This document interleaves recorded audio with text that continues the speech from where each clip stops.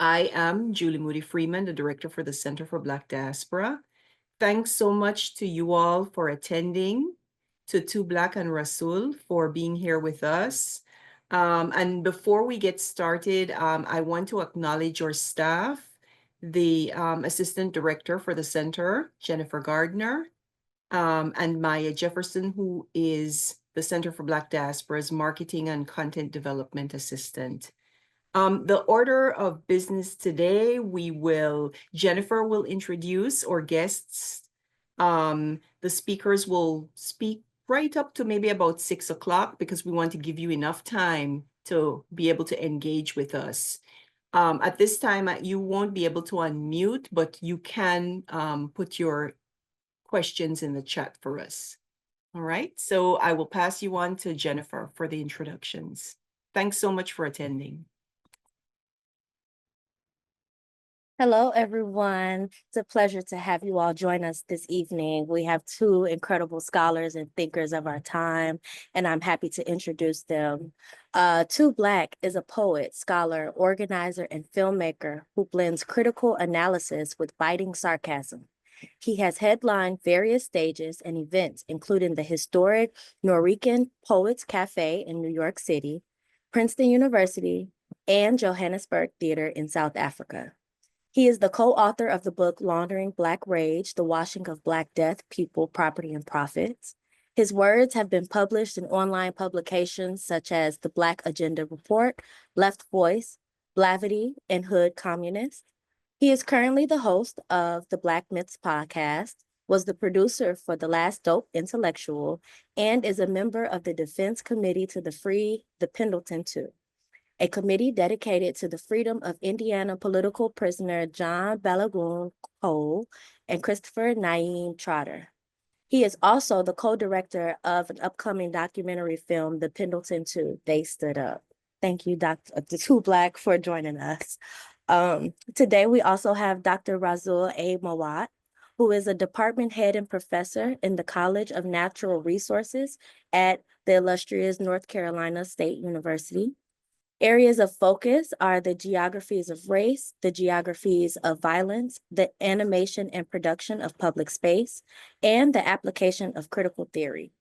Alongside various academic articles, book chapters, textbooks, and presentations, Dr. Mowatt has The Geographies of Threat in the Production of Violence, The City and State Between Us, published in 2021, and is also the co-author of Laundering Black Rage, The Washing of Black Death, People, Property, and Profits, as well as The City of Hip Hop, New York, the Bronx, and a Peace Meeting are examples of a more public-facing scholarship.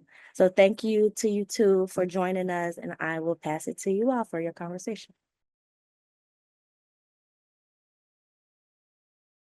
Definitely looking forward to the talk, and I think Tu Black is going to get us started with just some opening thoughts. Yeah, so I know the theme of this was at least when we originally reached out was based around the idea of healing, and we have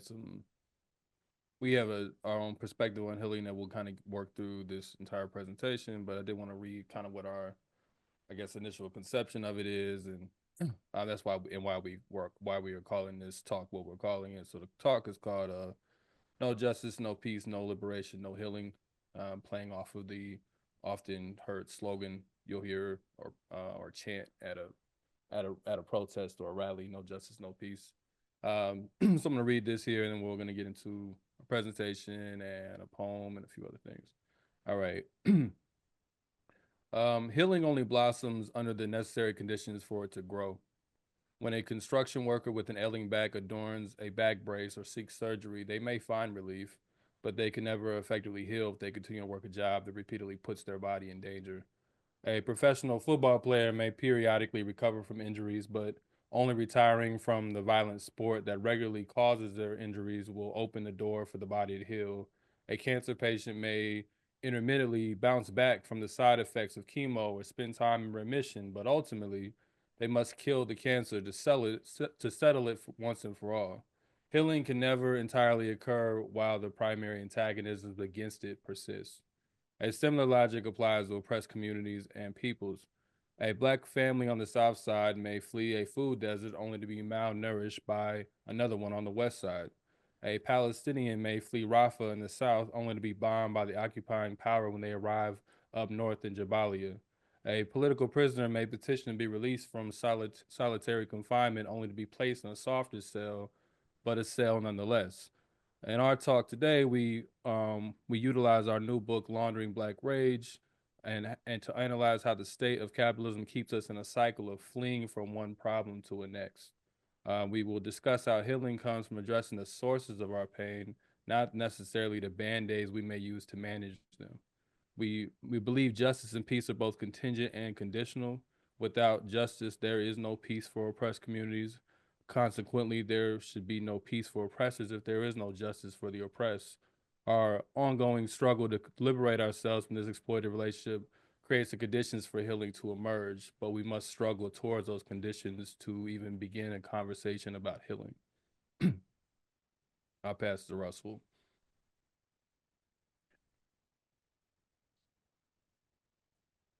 Thanks, Too Black.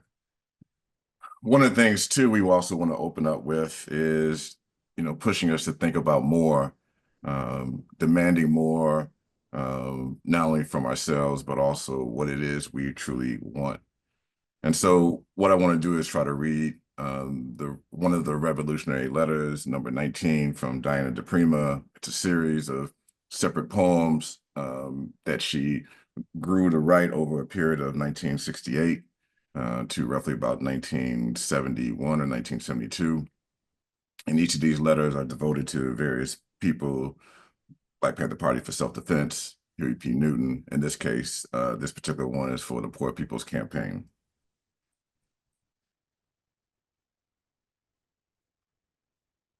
If what you want is jobs for everyone, you're still the enemy.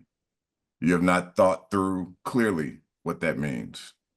If what you want is housing, industry, such as General Electric on the Navajo reservation, a car for everyone, garage, refrigerator, TV, more plumbing, scientific freeways, you're still the enemy.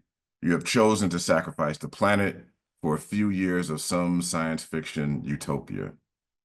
If what you want still is or can be schools where our children are pushed into one shape, are taught it's better to be American than Black or Indigenous or Japanese or Puerto Rican, where Dick and Jane become and are the dream.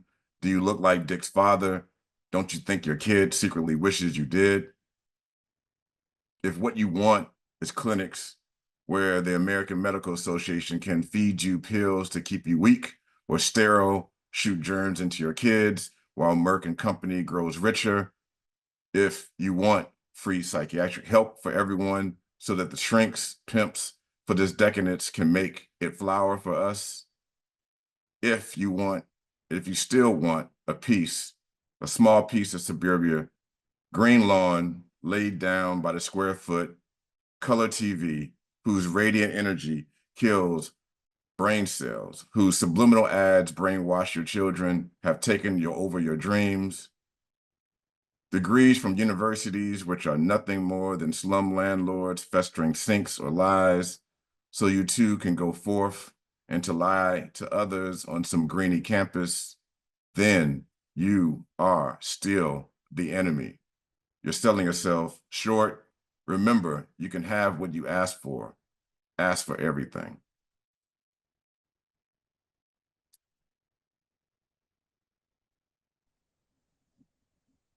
Thank you, Russell.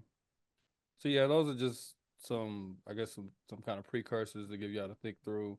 Some meditations we could say. This is us getting into our actual book, Laundering Black Rage, and just kind of setting up the inspiration for this book, what we're looking to study, and we're gonna work through someone's, obviously not the entire book, but some different parts of it. So the premise is of laundering in and of itself is just taking something that's dirty and making it appear clean. That is effectively the definition of laundering. there is different ways you can break it down. We'll get into that, but understand that at the kind of core of it is taking something that is dirty and making it appear clean. That means it's never really cleaned. It is undirted in a way, but it's never cleaned. It's just made to look as if it's not what it is, or as if it's doing something differently than what the original source did. So we have here the picture that is on the front of the book. This is from a uprising that happened May 26th, 2020, following the murder of George Floyd. That happened in Minneapolis, Minnesota in 2020 May 25th. So some of the symbolism here, just to run through it very quickly because we only have so much time. We talk about in the book how white capital is at kind of the core of fueling all of this. So on one side you have Chase Bank, which we find as being representative of that, but this is a bank that was actually burned down through the uprising. You have the rubble that represents the rage, Black Rage. You have BLM. That's an example of a possible organization of that rage, whether positive or negative, and you see that tagged on the other side, and that's all put together in this picture. Next slide, please. But ultimately, what we're trying to study is a study of conversion. So when we're trying to think about how we go from how a black man's neck gets crushed, and the Black Rage that follows it is converted into unrelated items, such as the political grandstanding, black capitalism, diversity statements, street murals. We all live through this. Black art expressions, corporate statements, marketing, nonprofit grifting, people getting their career moved, all off of this moment and the rage that followed this moment. So next two slides, please. So we have this was following George Floyd's murder, and then how does this get converted to that?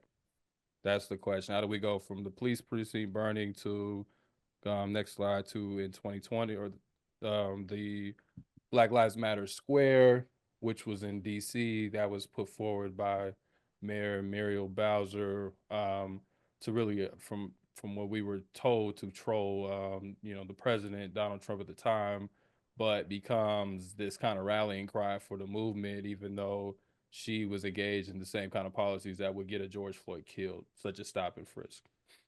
She's had two different iterations of that, and she just recently passed a crime bill again. It was she was backed by Mayor Bloomberg, who was one of the founders of Stop and Frisk in New York. So how does this get celebrated as some kind of remedy to a black man's neck getting crushed, right? So next slide, please. So we're trying to understand, how does Black Rage get converted? So it's not just the death, and it's important to say this because often people will say folks are profiting off of Black death, and which is part of it. But we as we make a point in the book, there's an activating ingredient because Black people are killed in many ways every day, and more than often there's not anything special that happens after the fact. I mean, there's no extra money made. There's no profiteering done outside of the day-to-day exploitation that capitalism allows.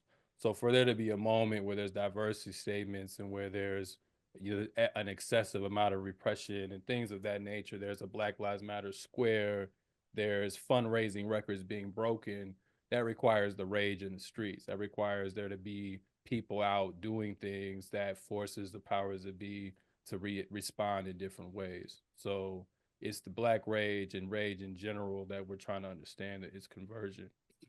And we have different understandings of rage. Rage is it says here the repercussions of each crime, the deafening echo from the past roaring into the decadence of the present. And that's thinking about rage as a more kind of outward encompassing sense that has a historical trajectory. But then Black Rage here, Rasul had written, is about looking out into the world and seeing what's happening to those like you, those with you, and more importantly, using yourself as a barometer about those worse off than you. So it's not just a sense of anger for your own individual circumstance. Because often when that's the case, people's, that is just that's something that might just happen between you and an individual.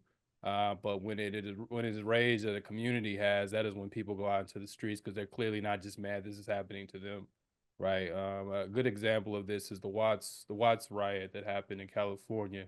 Um, that riot actually occurred because a brother was being hit by the police, and the community was watching that happen. His mother then intervenes to try to stop the police from beating her son, and then the community erupts. Actually, that's actually what inspired the community to erupt and burn down Watts, California. Was when they saw the police put their hands on the mother. That was enough for them. So that's the type of rage we're talking about. Now there we can get into different facets of rage, the more bourgeois rage, or as we use bell hooks, narcissistic rage versus the militant rage. There is a class distinction that we make, but for the sake of time, I'm not going to get too deep into that for now, but just want people to understand what we mean when we say rage. Next slide, please. So laundering is a question of if we know that this rage is going to occur, if the state understands that this rage is coming, then we're saying that this rage is often laundered to work against itself, to work against the people in which it's coming from. And we talked a little bit earlier about laundering. Don't want to get too deep into the deep into the facets of laundering here, but there is a process of it. So these definitions, like when I said it makes it appear clean, this is not something I'm just making up. This is coming from the Treasury Department of the United States. Says money laundering is the process of making illegally gained proceeds, i.e., dirty money, appear legal, i.e., clean. So that is the process. James Chin, who was a Chase banker at a certain point, explains how the dirty money must appear to have come from a legitimate source. The money from criminal activity is considered dirty, and the process launders it to make it look clean. And then there's a three-phase way of doing that: placement, layering, and integration. Now, typically in this definition, the definition is fine, but the conception of it is that there are criminals somewhere who, we've all watched the TV shows, or we may even know these people in real life, who are engaging in activity that is deemed illegal, quote unquote. They're selling drugs, or they're, running numbers or something, and they take this money from their drugs, and they're trying to figure out how can they put it in their bank account and withdraw it without getting tagged by the government or caught by the police or anything of that nature. So if you watch, I don't know, Breaking Bad or Ozarks or something, it's the drug dealer trying to take the money they made off of meth and put it into some kind of front, a business of some form. So and mixing it together, that is the washing, so they can then withdraw it and spin it without anybody bothering them. So our conception of laundering expands that definition to say, well, there's really not a clear definition of criminal and non-criminal if you consider the way the United States came into being, the way that capitalism came into being in general, internationally. It was done through what many people would probably call criminal activity. But it was sanctioned because these are people who had the guns and the money, and then they were able to legitimize their crimes through fronts such as the United States itself. So you were able to come to a place that was not called the United States. You're able to take those resources from people. You're able to take people from other parts of the world and take their resources with you, put those people to work, and then found a country and a government and all the different fronts that a civilization needs to rationalize itself, and that washes the crimes of the actual colonizers, right? And this is not just some abstract theory, as we quote with Walter Rodney in in How Did Europe Underdevelop Africa. He talks about how the sugar industry in the Caribbean, and the sugar industry in the Caribbean and the and industries elsewhere can create the chocolate industry, the iron ore industry, and the sugar industry in the Caribbean and Africa can then create the chocolate industry in North America or even Europe, because they're taking resources from one area and taking resources from another, and they're merging them together to create chocolate. Or as we say in the book, to use another example, the slaves would be considered the illegal money, and then the cotton would be considered the means of cleaning it.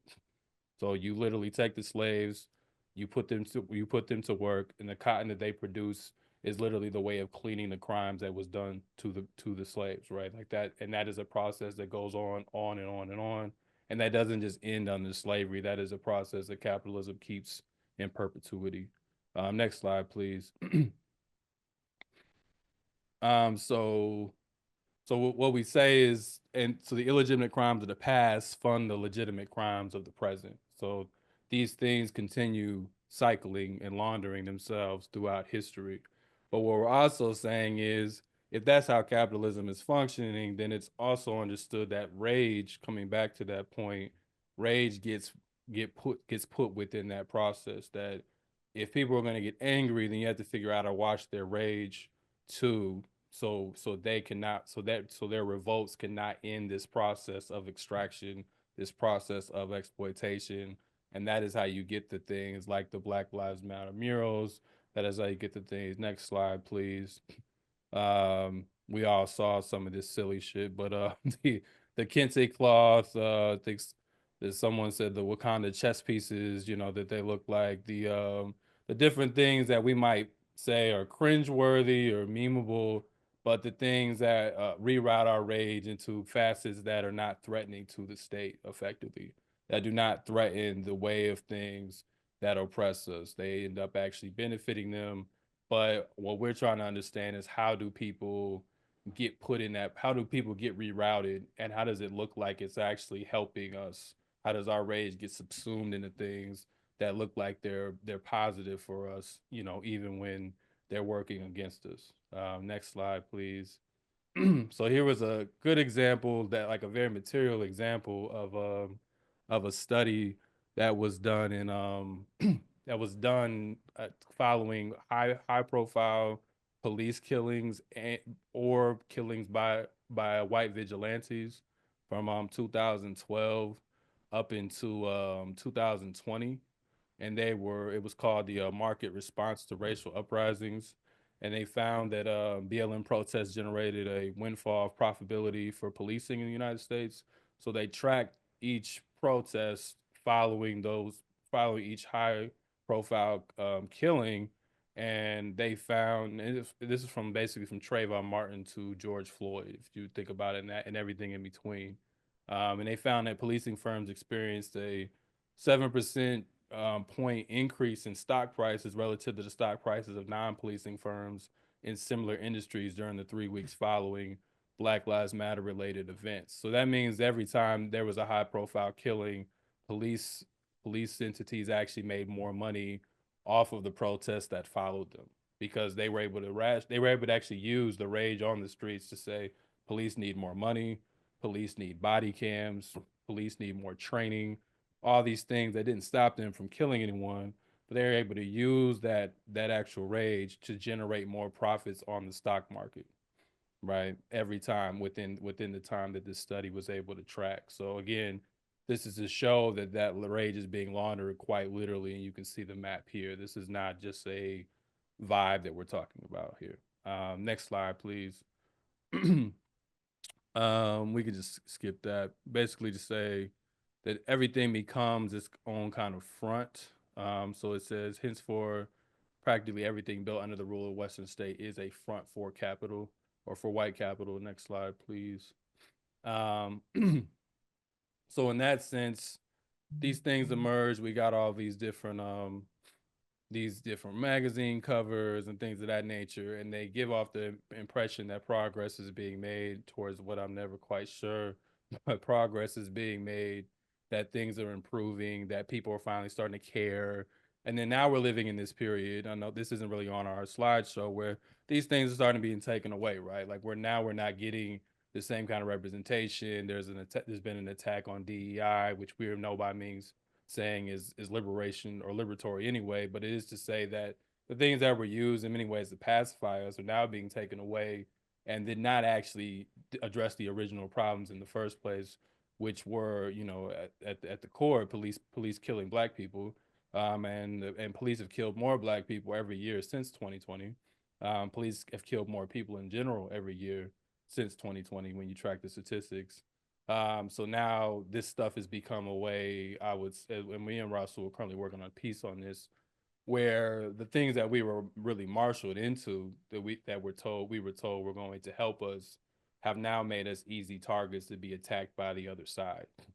So anti-DEI is just as much of a front as DEI. Neither addresses the issue, but anti-DEI is not really even about, oh, DEI is advancing so much of Black people, but it gives an easy way of eliminating targets that the state might have an issue with.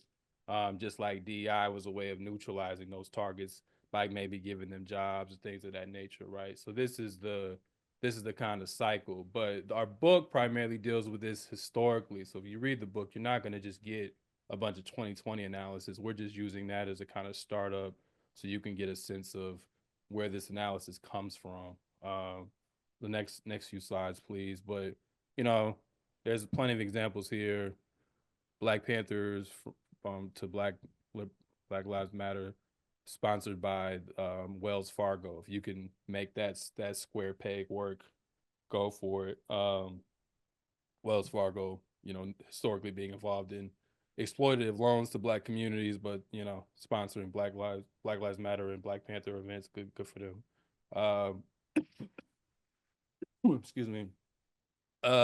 These are just some of the things that came out in 2020. The nonprofit, you know, I don't even know particularly what this even was. Movers and shakers and things of that nature. Next slide. And then these are just the different cities where protesters were still tear gassed, even while this is occurring. Next slide, please.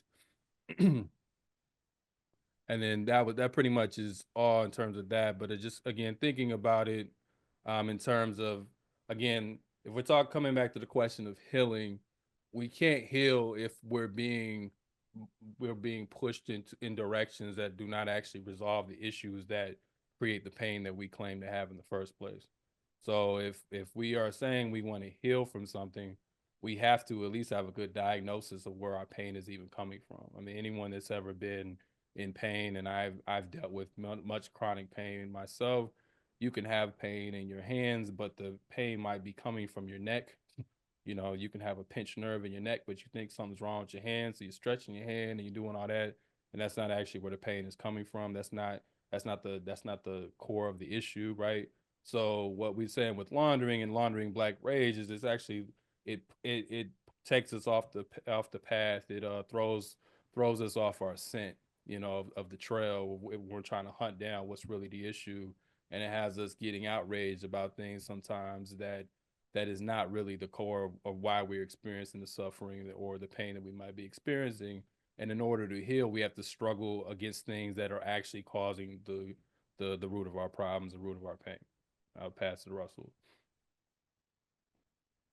Thanks to Black. So, you know, for what, you know, I'll try to contribute to what Two Black initiated, not just this evening with what he's opened up, but also, you know, in the spirit of the first two essays that he drafted for the Black Agenda Report, which birthed then eventually doing an entire book on this. And so returning back to our cover, the cover image also reflects both the causes, you know, well, all the causes of rage or examples of a cause of rage. It actually reflects the actual action of rage. But in many cases, it also reflects a laundering of rage, because this image is what we had to pay for to actually even put on the cover. So in essence, this is not an image from some particular community-based organization, you know, archive, you know, photographs, and they just happened to share this with us. This is an image that was on Shutterstock, and Shutterstock was one of the companies that we were restricted to in terms of trying to find cover images that would be suitable.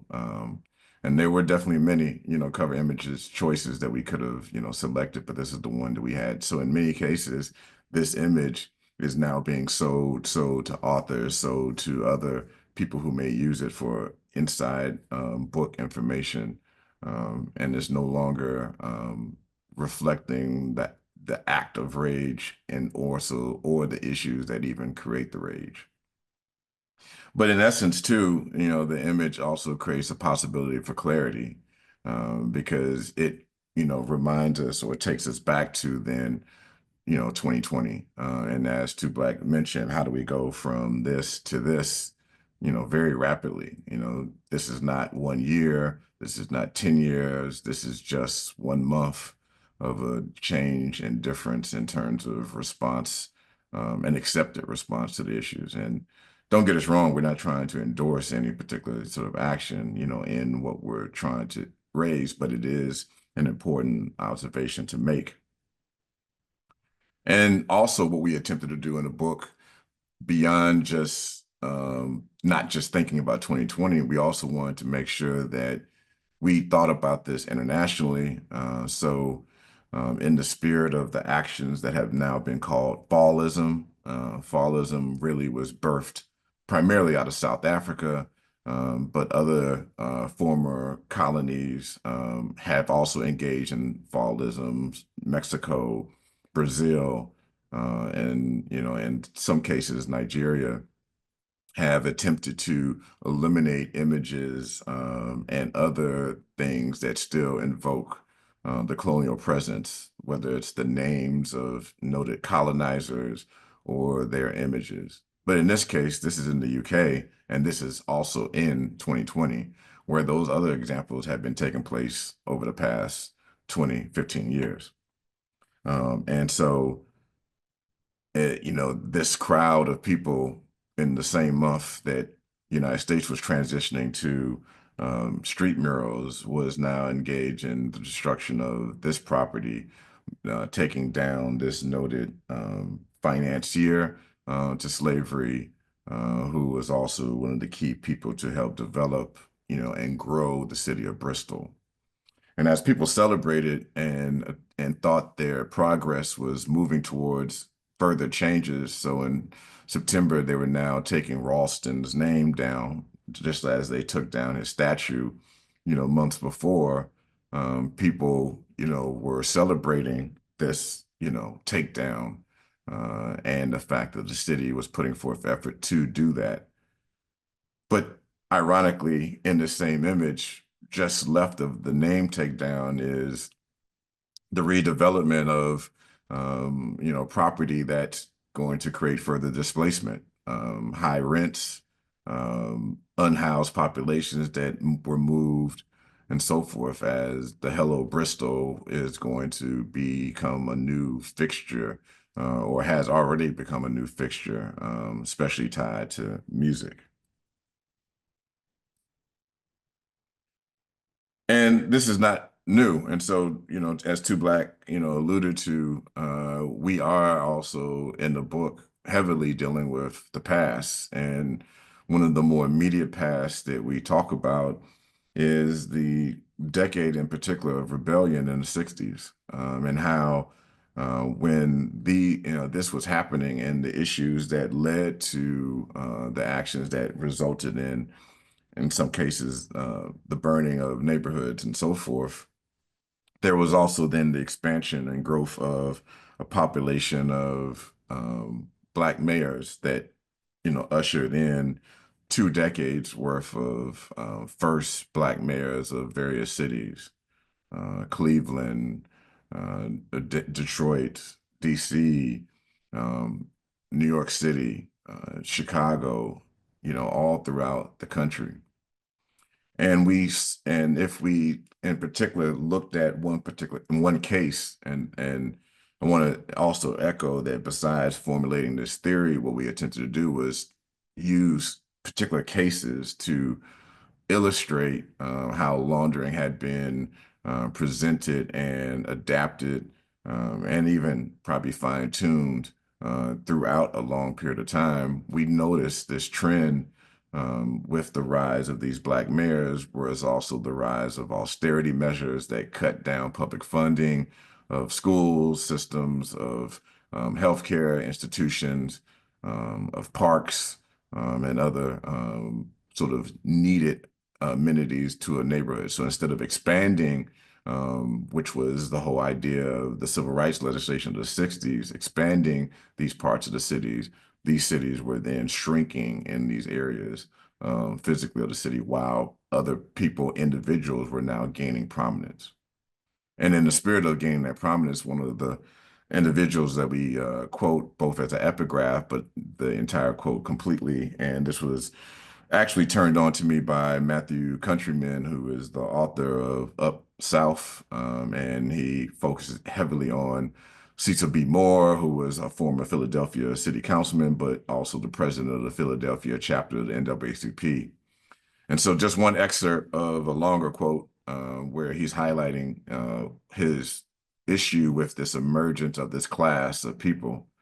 He says, "I run a grassroots group, not a cocktail party, tea sipping, fashion show attending group of exhibitionists.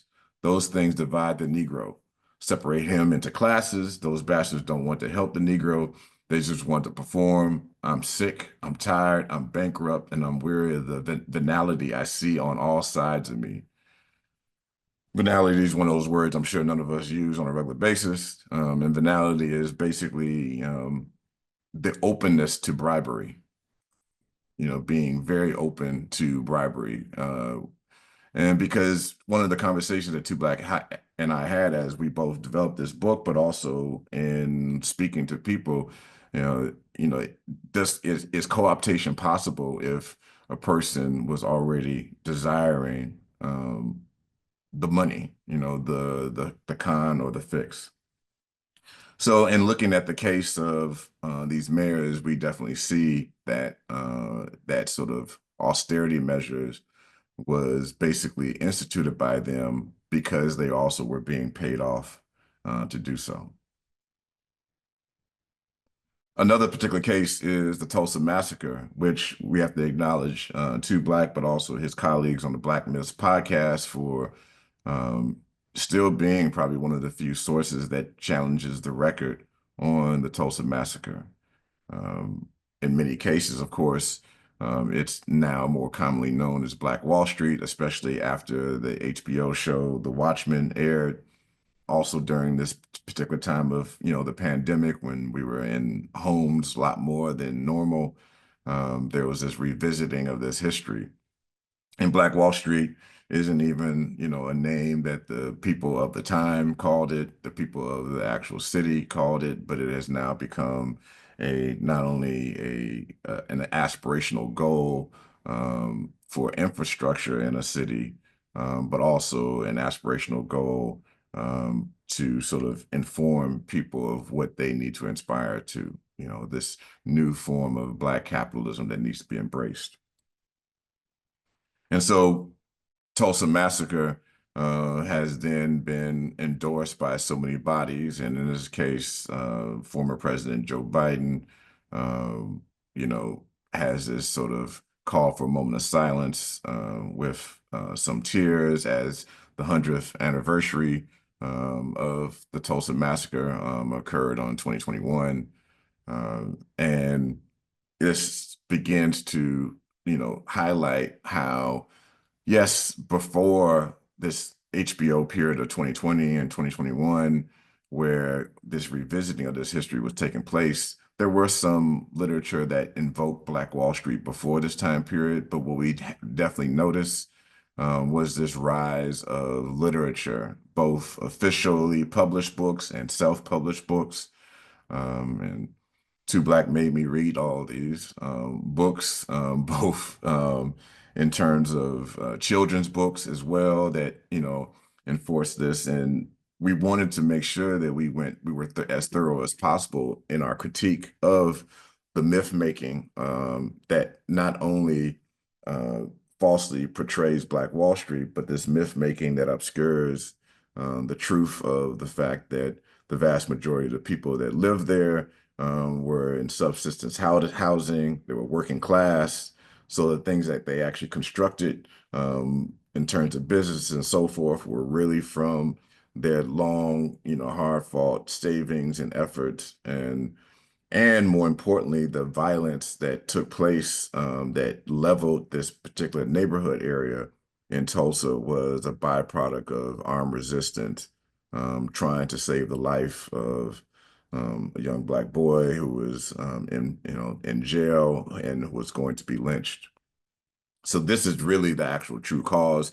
It was nothing about, jealousy of, paved roads and, and whatever the ways in which people have conjured this imagery of what Black Wall Street looked like that didn't really look like it. And so it's been exploited in so many cases, by literature, by banks. This is just one debit card that invokes the spirit of Greenwood and Black Wall Street. And one of the points that the owner of this bank has put forward, in trying to get more people to come to his bank, has been that this debit card can aid in the start of generational wealth. And I'm not sure any of you are familiar with how debit cards work, but they really cannot generate generational wealth in any sort of regard. I didn't hear you, Black. I said there's not an interest rate on that. There's not an interest rate in that particular way. The sad part about this is how they really have taken, these young children that were present, that were the only remaining, eyewitnesses, and, they're now seniors, and they've unfortunately, brought them out and put them as faces of the laundering. We see these checks of $100,000 as a form of reparations for being a survivor. As if, this accurately, sort of provides restitution, not only to themselves, but their families and the other people who have, who lost their lives and lost their homes and lost their businesses on those 2 days of the actual massacre. But as I mentioned, a report, really, an official report for the Tulsa massacre highlighted, the actual true population of this area. 95% lived in poorly constructed frame houses without conveniences, on streets which were unpaved, on which the drainage was all surface. Most Greenwood residents were not only living in substandard housing, but were employed outside of the Black-owned district of Black Wall Street, which provides the understanding of why this young Black man would be working, in downtown Greenwood, which is only about a mile, 2 miles away, in an office building, and had to go to another office building to use the bathroom because of segregated, facilities. And all this is obscuring the major district master planning that is occurring with all of this attention around wealth development and so forth. And can we have Black construction workers and companies on these sites developing the arena, developing the parking lots, developing the other areas to bolster the wealth of this community? But nonetheless, in essence, this is the price that we're paying to allow for Tulsa massacre to never be truly resolved. Another and final case wanted to bring up before we, try to go into some degree of question and answer is what we call in the book the Dylann Roof road trip. And so one of the things that we, fail to sort of recognize is that although Dylann Roof finalizes his sort of actions on the fateful day in which he assassinates 9 parishioners at the Emmanuel African Methodist Episcopal Church, he had been to that church 4 times, scoping out the church to determine if that was going to be the place in which he was going to do the deed. But he was also going to various other sites over a 2-year period that were all tied to Black history and so forth. So as you see, he was traveling in mostly North South Carolina, but also had gone over state lines, and was actually, after Emmanuel African Methodist Episcopal Church was driving to Tennessee to do it again in a historic location in somewhere in Tennessee, potentially Memphis. But you sort of see the number of times he visited different sites. And what he noted during the trial was that he eventually decided to do his action in the church just because he got tired of driving around so much.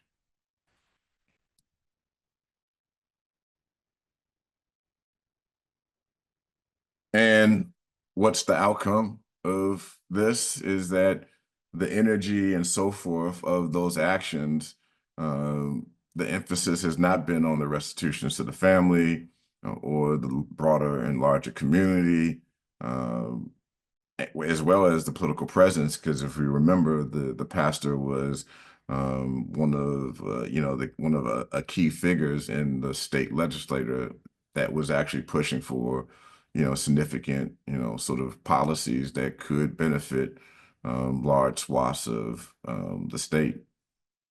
And the outcome of their deaths and the sort of ignoring of the justice that should be sort of afforded to them has been the construction of a $75 million International African American Museum that then opened up in June 2023. So the spirit of attracting people to Charleston, tourism, ends up being the intentional sort of effort that most people put their energy into, as opposed to the justice to the families of the dead. And so with that, that kind of concludes what we wanted to do with kind of summarizing our book in the best way that we can. And we hope and look forward to a healthy exchange with you all, and willing to flesh out more of what we're thinking and more of maybe what you're thinking based upon what we presented. Thanks so much for that presentation. We are yes, thank you, Jennifer. We're inviting you to put questions in the chat. I have a question while we wait. And it has to do with, you're talking about the African American Museum in South Carolina.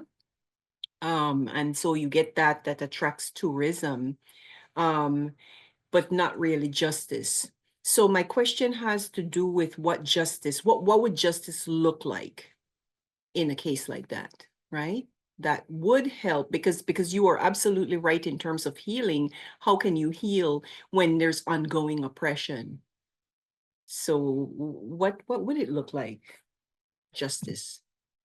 Appreciate that, and I appreciate the question, and it's a great question, and maybe Two Black also has some additional responses.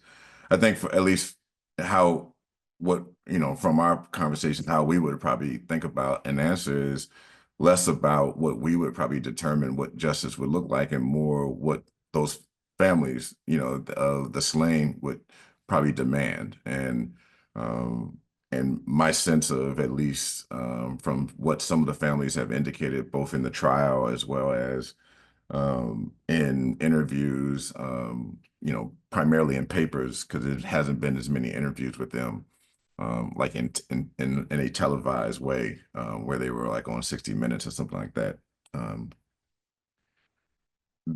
What they would demand would be the most appropriate thing, and none of them have been the part of the voice of pushing for a museum or pushing for greater civil rights tourism and so forth. Not to say that I don't think that they would be against having such a museum, but not at the cost of the energy that should have been directed towards the safety of other Black people from other vigilantes, as well as the restitution to themselves. Yeah. Yeah, that's a good question. I think, I don't know, I'm one, sorry, Two Black, your volume went really low. can you hear me? Very low. Now it's gone. Okay. How about now? Okay, it probably doesn't sound as good, but this mic's been acting weird, so sorry about that. What was I gonna say? In terms of, I was saying that's a good question. I don't know. I think kind of what we were saying in terms of the what caused the problem. Because I mean, even honestly, even with families, sometimes because the machine around these things are so strong, even families can get kind of averted away from the problem. We see this with I'm not here to call out any individual lawyers or anything, but sometimes when people are killed by the police, particularly, there's a machine that kind of comes in and has consulting firms, and it kind of tells families what to do. Tamira Rice, who was the mother of Samira Rice, who was the mother of Tamir Rice, talks about this, about how when her son was killed up in Cleveland, there was this kind of machine that comes in and it tells the parents of the dead what they need to do. And that machine is usually tied to the Democratic Party, and it's tied to other interests that have a kind of built-in route of what you need to do. So I think the solution, this isn't necessarily contradicts Russell's answer, is to say that the families have to actually be in control of that process. And they need then not just be kind of characters in it that are just thrown in front of the camera to cry and tell people to not riot or something, but they have to be in control of that process. And then I think we have to study what the problem is, right? So if I think we can just say at the core, if a white supremacist is breaking into a church and killing Black people, then a museum's not how you stop a white supremacist breaking into a church and killing Black people. And usually what we find is these white supremacists are on the radar of the police prior, and they don't really do what they could have done. They don't really track these folks down. There's not really an apparatus to deal with these issues, or to deal with these kind of characters. So I think one thing is not that I really am saying the FBI or the Department of Justice is the answer in this case, but it's to say, like, if they're saying that's their job, then it's like, well, then they need to actually be able to track down these kind of individuals. If they cannot do that, then those resources that would be used to do that would need to be passed over to people in those communities who have the ability to handle those issues. But at the core, you can't have white supremacists breaking in churches and killing us, and museums in memory of that do not stop that from happening. And that's just one example. I think there are some things in terms of what we would call justice that we cannot say on a recorded call. But it's just a matter of thinking about, like, what, like, to Rasul's point, but also getting them away from the machine. Like, how do the people involved have control in their response? And I think what's been set up in a lot of these cases is the people are not really as in control as they might feel that they are, because they're immediately bombarded with this already set up machine of what to do when there is a tragedy. And I mean, even though, I mean, people can think of restitution as the $88 million that the families receive, varying sort of amounts per, family member. But again, the point that we're making is not the check for, for their dead loved one, as much as it is, how is it and how easy it was for a, white nationalist to basically go to all these sites. In the book, you'll see it truly was a road trip. He took selfies at each of these locations by himself. And then in other cases, you can tell that other people took a picture for him, posing in all these different locations that were tied to Black history and, again, civil rights within each of these areas. And so the fact that it was so easily done, and the fact that there are no safety measures, in this regard, and if there really ever could be safety measures in the regards of these sites and the people who attend to them. So, for us, the restitution is not the $88 million. The restitution is the elimination of a threat that shouldn't even be.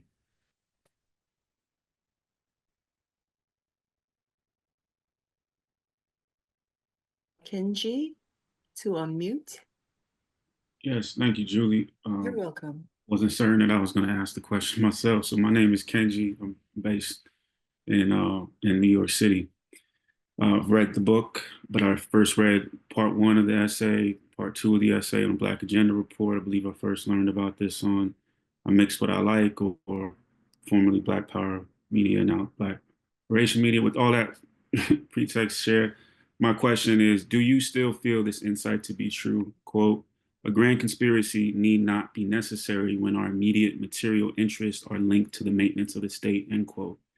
If so, how do you live with this contradiction or paradox on a day-to-day basis? And that would be a question for you two, Black, or also for you, Russell. Yeah, no, I remember where you're quoting from. I said a grand conspiracy need not be necessary. That's not to say that there cannot be one or that there is not one at any point in time. It's just to say that the way capitalism works is not a grand conspiracy in the way that we've been taught, where, or I should, the kind of popular way of conspiracies are represented, where there's somebody standing at the top of something telling everybody what to do, and then everybody goes out and follows those orders. I wish it was that simple, because if it were, it would be a lot easier to resolve that. You would know what your target is. You would know precisely who to organize against, who to eliminate, what positions you need to take out. Very easy. But when say our interests are tied to it, is to say that, we all work at jobs, or we have worked at jobs that we cannot stand, that we would, metaphorically burn down if if the opportunity were given.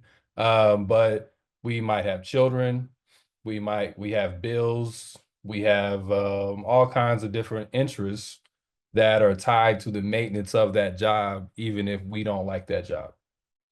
And that does not require your employer to tell you specifically to do evil things for you to go to work and do things that you might find immoral, evil, or you just don't like to do, regardless of whatever judgment you want to put on them. That is the nature of capitalism, is it gives this kind of false sense of freedom, that you are picking your employer, that you are free to go work wherever you want, that you are paid a wage. But even though the very definition of a job, needing a job to survive, ends in the idea, in my opinion, of freedom. But it's just, that's the nature of the relationship before we get to any grand conspiracy. So if you add a grand conspiracy to it, so if you say that these companies are colluding, which does happen, that in this particular industry, they're buying out their competition, they're raising prices, they're doing all these things. That can be a part of it. That conspiracy can be happening, but you still need the job, and that the things I just mentioned are a part of it regardless. So when you add all the other things that happens under capitalism, where it tends to lean towards monopoly, and there tends to be more colluding amongst companies and amongst entities and amongst capital, yes, but it need not be necessary, because the framework of this is still, you have to work to eat. And when you have to work to eat, you have to go along and get along, unless, we organize things against that formation, unless we come together recognizing that our interests are tied against us, that we have to use our interests and bring them together to bring this stuff to a halt. Otherwise, you are stuck in that perpetual cycle. If you're just thinking about it as an individual, there's not much you really can do. And that's why most of the time people are working to get on the other side of that, where they can be the one that is employing people. So now they feel like they have more freedom, because they can be the exploiter, et cetera, et cetera. And just to kind of add to it, what you're sort of, bringing into this discussion again was the remarkable two essays from two Black in the Black Agenda Report.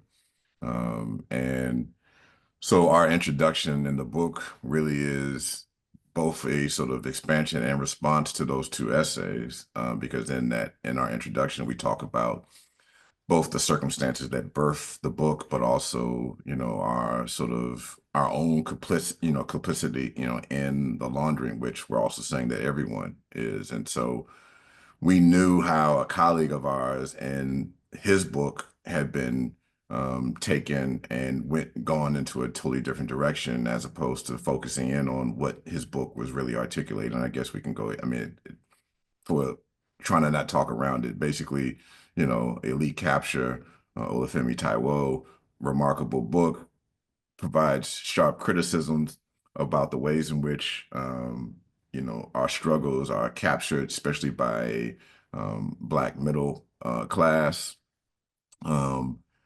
But in interviews, we noticed that people continuously moved the discussion of the book away from what the book ever talked about, and now he was having to respond to um, and making this book about identity politics, which is only mentioned, I don't know, like on 2 pages of the entire book. It may be, a little bit more than that, but it's not significant. It's not a significant argument point. And so then it became a thing where that's all he was then being, put into situations to discuss was identity politics. And so we did not want to be in a situation in which people could not misconstrue what were our arguments for, but we also did not want to be in a situation where people reduced our book to some type of criticism of Black Lives Matter Global Network and the alleged 5 houses and things like that, which our book isn't even on, right? And so that was one of the things we wanted to make sure that we sort of nailed in, which is this is not a book to point out criticisms of key people that people wanted to identify and hear criticisms about. This is a book about the actual act of laundering that we are all, engaged in and supporting and maintaining, and how, if we understand it in that way, what we could sort of do to, do something different.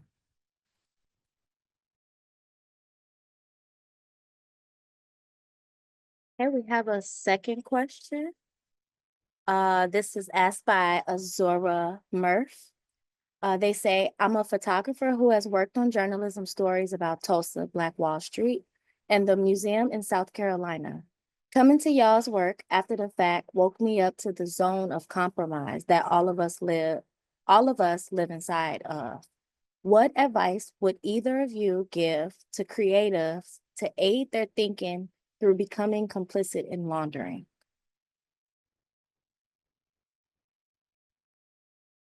Hmm. Yeah, I think for me, one thing I always emphasize is, like Russell kind of already said it, we're all doing that. We're all like, if you have a job and you move money from one place to another in any capacity, whether that's you cash out, um, you cash people out when they buy burgers, or you work at Amazon, you move boxes from one spot to another. If you like, if it's transferring in some capacity, you're involved in it to some extent. Now I would obviously argue that that level of laundering is much less harmless than than say Elon Musk or a billionaire or something like that. Like I don't think those are comparable, but we're all living under this, so there's a level of complicity that we all carry in it. I think there's a part at the end of the book that talks a little bit about that. Like, we have to kind of remove this idea that we can individually escape it because we're all involved in it to some extent. So at the same time, it's to say, like, part of what keeps me sharp is being in organization with people, is not simply trying to fight this myself and trying to figure out whether I'm on the right side of this thing or that thing, because that can be exhausting and honestly is hard to sustain. And usually you can kind of veer off into something else. But being in an organization, and a good organization, not just any organization, but that is trying to work towards liberation and has a plan and a blueprint to do that. And that way I know that my efforts are consistently put into that kind of process, and I'm not just trying to keep myself tight, but other people around me keep me tight. Other people around me challenge me. And even some of the information that comes up in this book, it comes from being around people that are working on, or struggling with similar ideas. you know, that makes it even more accessible for me to put something like that in the book. I think number two, we talk about reverse laundering, which is something, you know, that's tough to flesh out on air. But reverse laundering is taking the resources from something that is that is deemed legitimate to fund something that is legitimate. So that's why it's a reverse, because usually it's the other way around. So that can mean you can be a photographer, or you can have a job that has exposure to certain resources or to a certain field.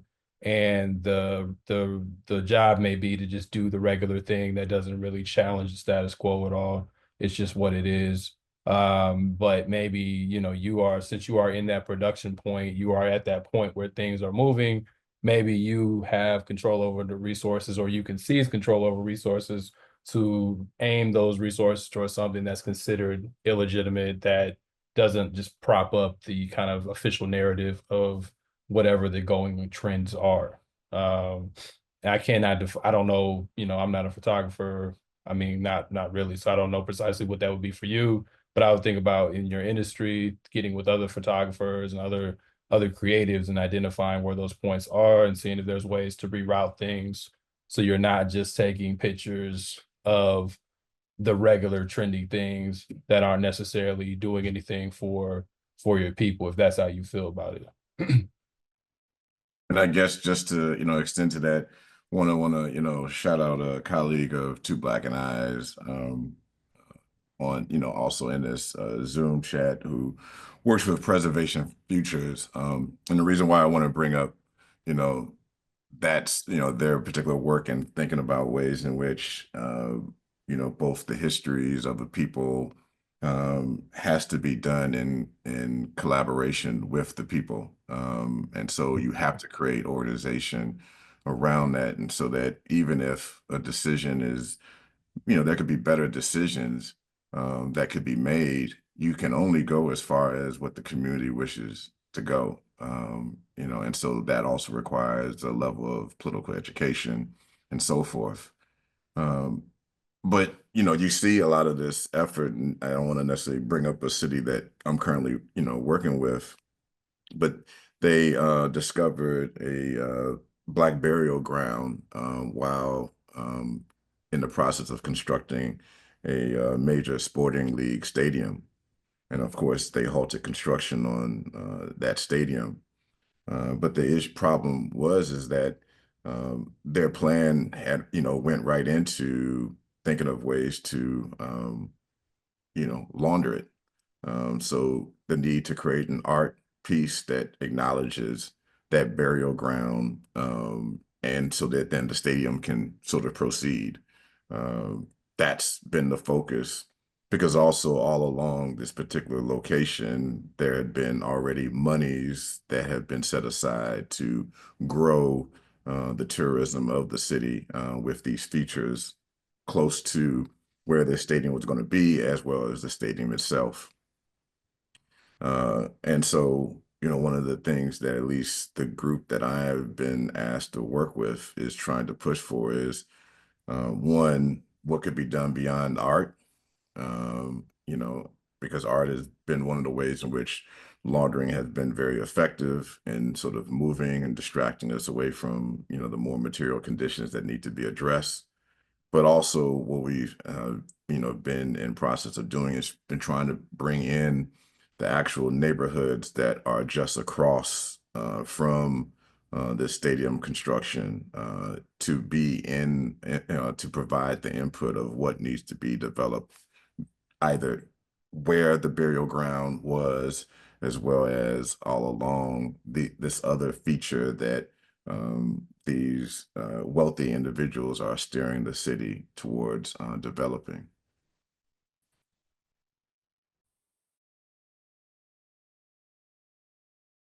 We don't have additional questions in the chat, but I do have one for both of you. I don't know why I feel like you said you may be working on another project. Are you working on another project together or alone? Are you free to talk about that? Yeah, just a little bit of it, which, you know, the research of the laundering was, a product of a year and a half of looking at a range of both archive work and news-related sources, as well as some field observations. But the arguments and points that we made in there haven't stopped, and so we have continued to sort of make note of it, especially if we return back to the book to do a later edition of it. And so, Two Black and has initiated a sort of reflective critique of DEI, since it's so much in the sort of consciousness as a thing to rally around, to protect and preserve.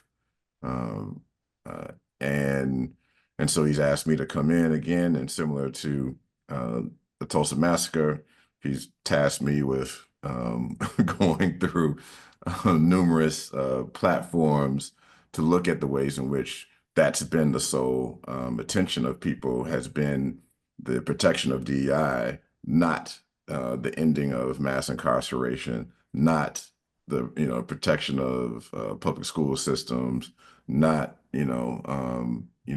the providing housing for the unhoused. I mean, we just had a Super Bowl that spent $17.5 million to displace the homeless, the unhoused from downtown New Orleans and put them in a warehouse. I'm sure most of us could assume with $17.5 million, they could have probably actually built homes for each of those people that were moved.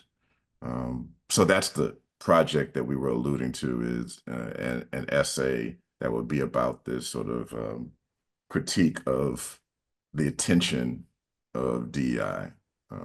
Yeah. Okay, good. Thank you. Okay, I think we have something in the chat. When I read the essays on the Black Agenda Report, it reminded me of the context of the Sudanese Revolution and the laundering of the rage in the form of international funding to particular agendas such as art, political representation, etc., but also in the form of negotiation frameworks and peace agreements. May you share any insight on how we can think through the lens of understanding and seeing the laundering while dealing with the desperate conditions created by war, capitalism, and fascism? Yep, nice question, yeah. Yeah, it's a good question. Yeah, it's a tough because like we talk about chapter 4, we really and this DEI piece, I guess I can kind of speak to both things that were brought up here in terms of we talk about fronts under this concept of laundering. We really were able to flesh that out more so in chapter 4 of the book.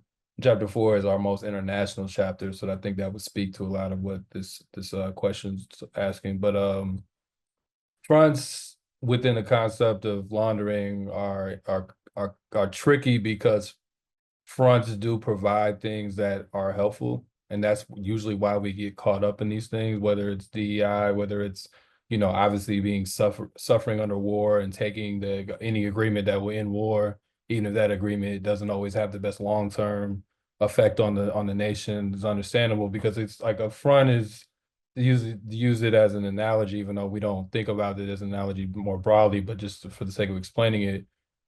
If again, come back to the drug analogy, if a drug dealer also owns a the DEI piece we're writing actually uses this example to make a joke a little bit, but owns a rehab center, but is using the rehab center to launder their drugs. But the rehab center might really get a few people off drugs, even if it's clearly a contradiction, right? Like it does do rehab. Or if a drug dealer owns a laundromat, it does wash clothes, and you do need to wash your clothes. If it owns and we can do this all day, right? If Walmart was secretly owned by a bunch of, what's not really a secret, but if Walmart being owned by a bunch of billionaires that exploit folks and et cetera, still a place that you might need if it's right down the street and you need to buy something for dinner today, or you need clothes or whatever, right? Like these things, this is the contradiction of it, is capitalism has seized things that we need. It is privatized things that we need, and then it doles out a bribe, on the front end of it, knowing that we need those things. while on the back end doing much worse things. Um, so I think when we're thinking about like internationally, it's understandable why in some cases, folks are looking to just end starvation or end like some of the worst experiences, and they might take a deal or they might concede to a position that in the long run, is not effective. And sometimes, honestly, that is the best thing you can do. But you have to figure out how to arrive at a position where that is not what you're consistently doing every time. And too much of and too many theories of change nowadays are this idea that we'll take the deal and then we'll get them next time, and then the next time it's worse. And we're living in a period where that has consistently happened. So like Rasul brought up the example earlier about black mayors and taking over cities that cut funding and were austerity. But at least people, when the black mayors first took over cities, you didn't have black people usually in any kind of governmental positions at all, right? So at least like in say like a DC, black people could get some of these better middle class jobs that might be able to provide, more stability for people at that time. But over time, okay, you take that concession and then you get to today, and those are some of the worst people in the cities, is those people with those jobs. They don't have any connection to the communities that they claim they represent. And they're doing the very exploiting that they complained about maybe a few generations ago. So you have diminishing returns over time because you take the thing that has the least resistance, you know.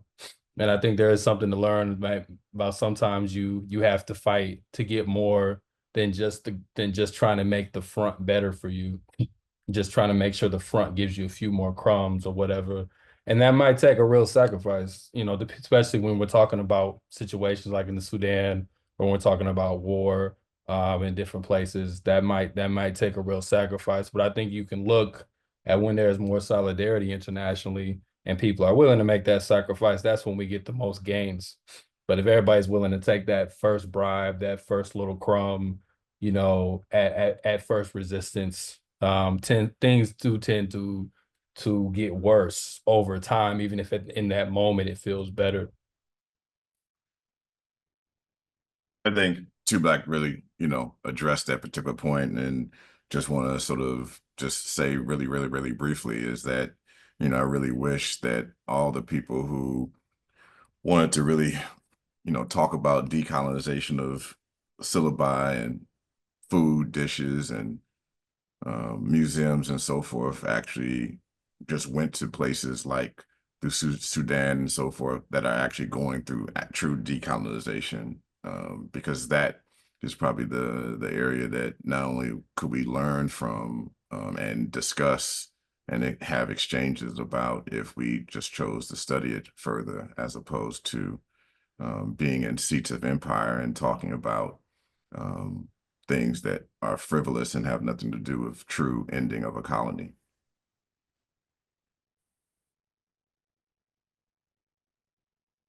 Thank you for that. I don't think we have any questions. So I think we're just going to conclude now by thanking you. And then Jennifer has a couple of events she'd like to share with everybody. While she's dropping that in the chat, thank you to Black, thank you Rasul for the book and for this presentation. And to our guests, thanks so much. All right. We'll see you all. Thanks a lot. Thank you. Thanks for having us.